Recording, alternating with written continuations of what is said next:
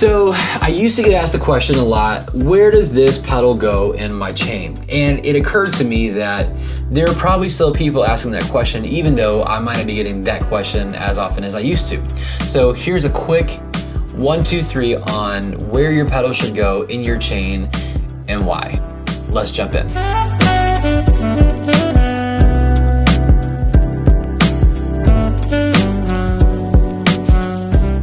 Okay, so I threw together this little board here with a couple of really rad pedals from some of my favorite builders for the sake of demonstration purposes. Obviously, they're not plugged in, even though they are very clearly Velcroed on.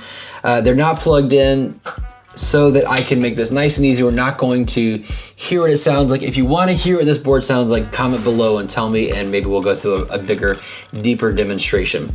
So we're not going to get into all of the details of every single type of pedal there is, why it should go where, and all of that, because who's got the time? But really, this is going to be about like the 1, 2, and 3 of what most every board has.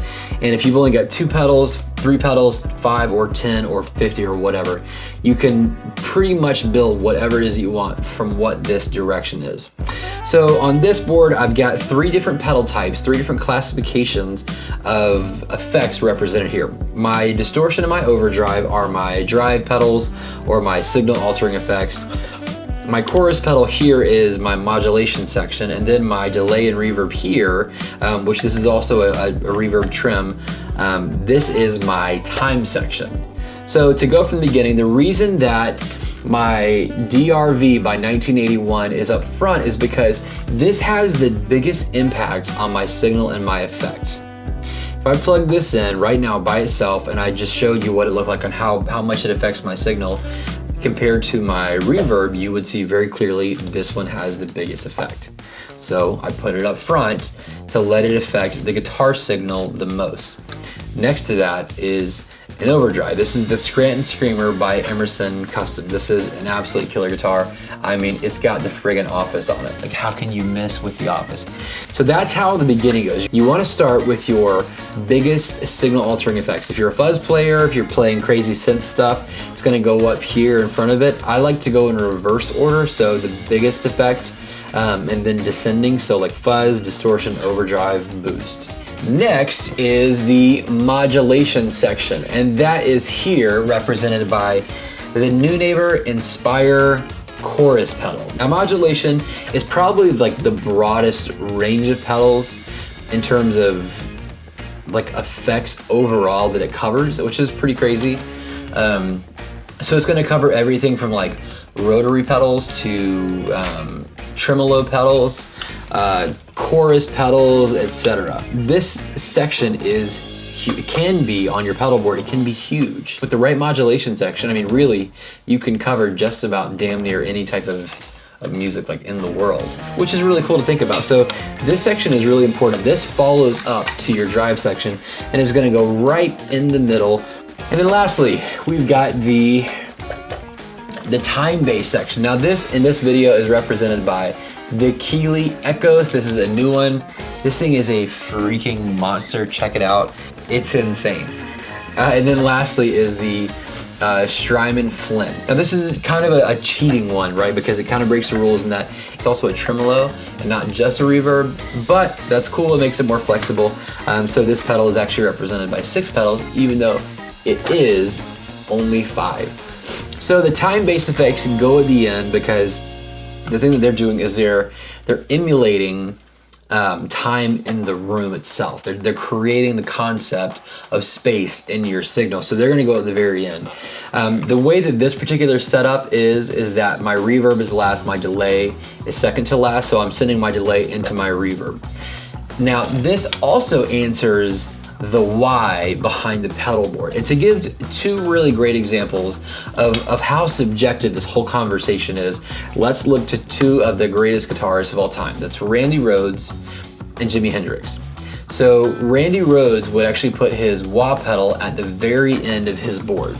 So typically you would put your wah pedal up here because your wah is based most heavily, it relies most heavily on the dynamic of your guitar play. So putting it down here just muddies it up. But that's part of how he created a sound.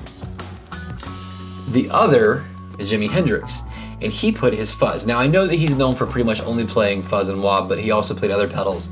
And the same thing, he put his fuzz face down here at the very end. Now the reason I'm bringing those up is because that means that my fuzz face at the end is now fuzzing my reverb and my delay and my chorus and my overdrive and my distortion. It's fuzzing all of these things, including my guitar signal. Now if my fuzz face is up here, it's only altering and affecting my guitar signal. That's the only thing passing through it. Now also, it doesn't mean that it doesn't affect it on the other side, but because it is down here, it's affecting everything before it. That's an important thing to remember. That's an important piece of why this goes where.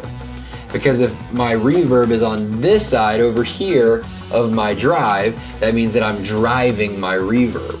My reverb is going into the drive for sure, but I'm driving my reverb. That's an important thing because that might sound like doo-doo, you know, like it just might not sound good. And so we see like this is where the placement is.